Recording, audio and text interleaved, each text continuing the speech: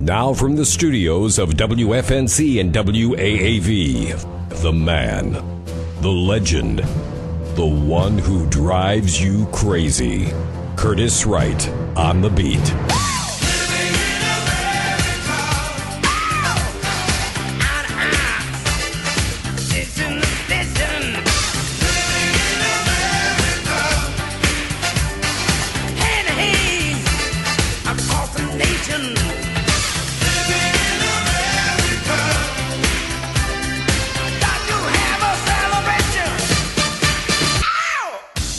Wake up, southeastern North Carolina. This is Curtis Wright on the beat. WFNC 640 AM Fayetteville, WAAV 980 AM in Wilmington.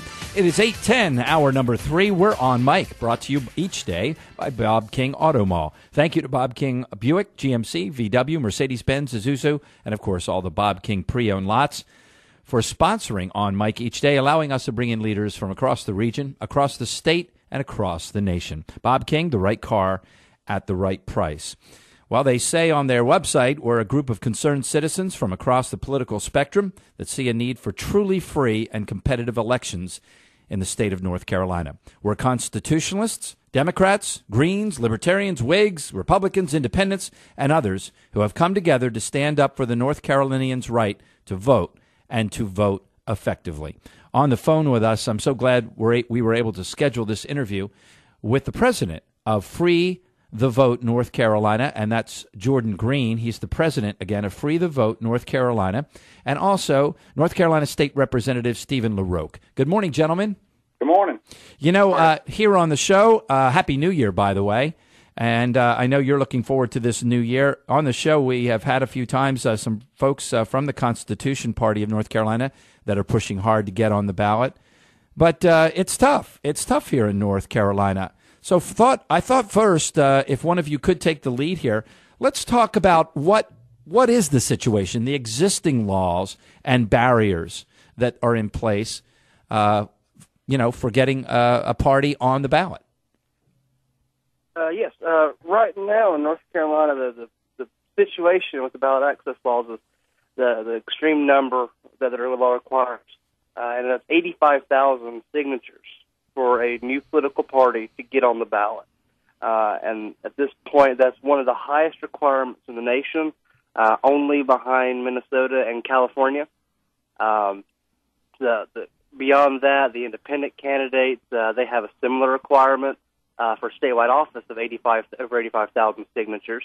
Mm-hmm. And then, of course, you go down to your lower offices in congressional, state Senate, state House, and the number varies sort of a wide range there.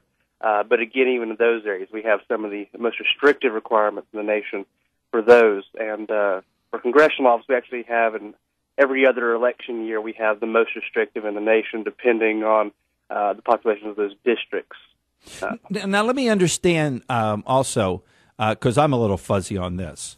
Mm-hmm. If I want to run as an unaffiliated candidate, beyond the party thing, I also have to go out and get signatures, and there are all kinds of barriers to my being on the ballot, right? Yes, sir. If I don't align myself with a party. So not only are there the barriers and stringent requirements, as you say, for the parties, but for the individuals to be involved in the electoral process. Yes, sir. It's actually, I would say it's even harder in a sense, especially whenever you get down on the lower levels. The actual requirements are proportionally, they're higher than for a statewide candidate even. Mm-hmm. Not to mention those candidates that don't retain access to the ballot automatically through their vote count. So potentially you could have a candidate run for a seat as an independent, but win that seat, but still have to repetition next year or next election year to get on the ballot again, even though they've won that seat.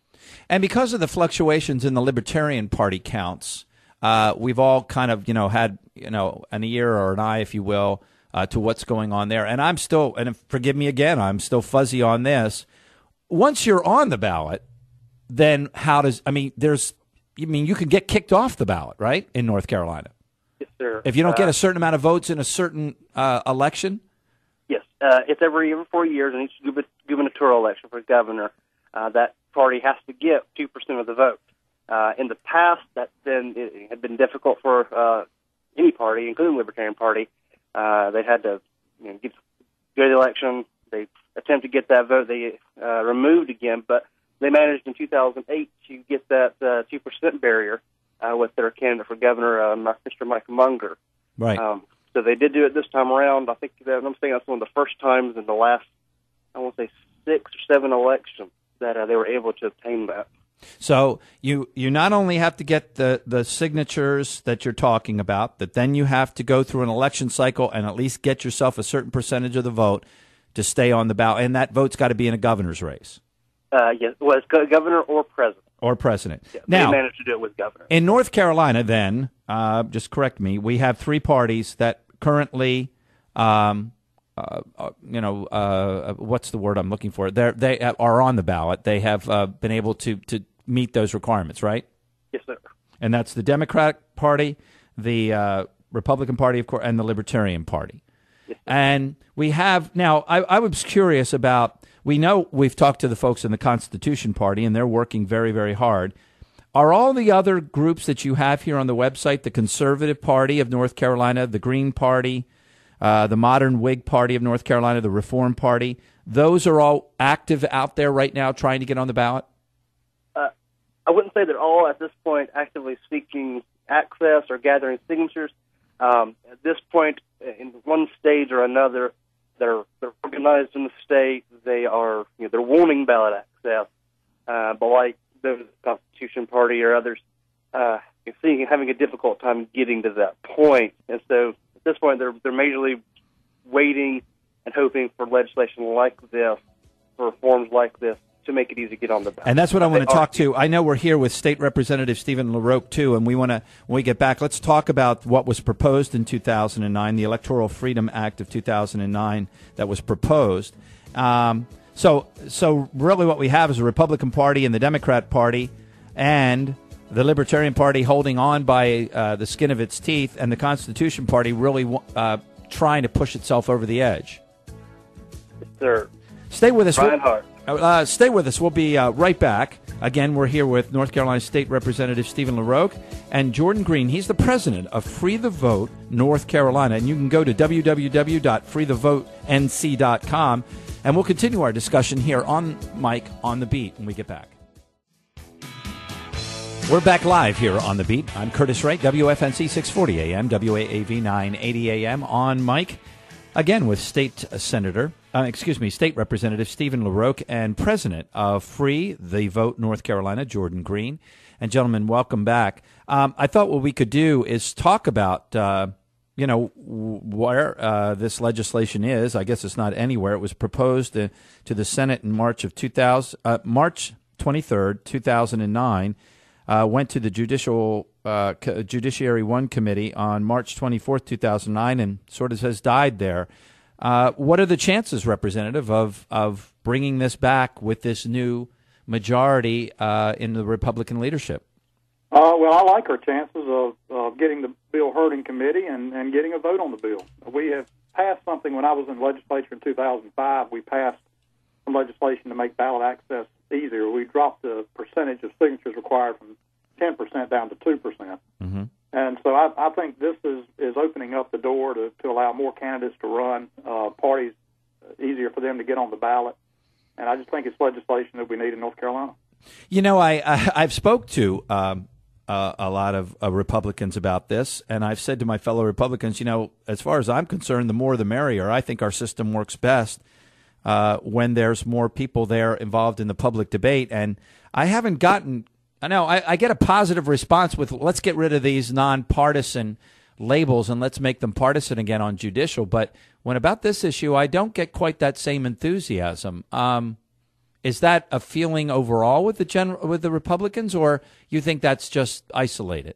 Well, I can't really speak for all Republicans. I can only speak for myself, but I will say that some of the ones I've spoken with, I would say probably it's running 2-1 in favor, but I haven't spoken to that many starting off. I think the number one concern most have is they're worried about competition. Mm-hmm. And my opinion is competition always helps because it helps brings the best out in all of us. It may bring the worst out in all of us as well, but at least the voters have a choice between more than just one or two candidates. You know, a couple years ago, we held at Cape Fear Community College one of the largest live candidates debates ever held in North Carolina, and it was we had invited everyone, and it was Pat McCrory that showed up, and it was the Libertarian candidate, Mr. Munger, showed up, and of course Beverly Perdue did not show up. And I think maybe now people in North Carolina, understand when I say to them, that was a sign. And it's something that you should have taken very seriously when someone who wanted to be the governor wouldn't show up on the stage and, make their case to the people. I mean, we had 900 people there. I think it's more the merrier. I think that this will strengthen our democracy. I agree with you. Once again, I think competition breeds excellence. And the more competition we have, the better off we're going to be. So tell us now about, what will be proposed? Will the same bill be brought back pretty much in its same form? Basically there's a couple of other changes that we've made that just make it easier dealing with dates that signatures have to be in. But one of the main things is it drops, for a political party, it drops it down to a set number of signatures as opposed to a percentage, going from 2% to 10,000 signatures. And then if they get at least 1,000 votes in the next election, then they'll be able to be on the ballot for the next election. Mm-hmm. So it addresses other candidates running within the state. And let's say candidates that want to run nonpartisan or run as an unaffiliated candidate would need 5,000 signatures to run statewide, whether it be for president, governor, or council of state. 1,000 signatures to run for the U.S. House of Representatives. 300 signatures for state senate, 150 for state house. And then if you're living in a community where there's 25,000 or less population, 50 signatures to get on the ballot. If it's more than that, it would be 150. I should say down the hall, so to speak, from this issue, and I'm trying to paint a picture here, are things like caucus rooms and, caucus leaders and all kinds of things, whether it be at the federal level or the state level. So, in a sense, this is threatening this whole two-party game that's been going on because there's all kinds of things that have flowed from that. Rules, facilities, staff, privileges, and on and on. I mean, it would really attack many of these traditions that have grown without our knowledge, I think, with this two-party system.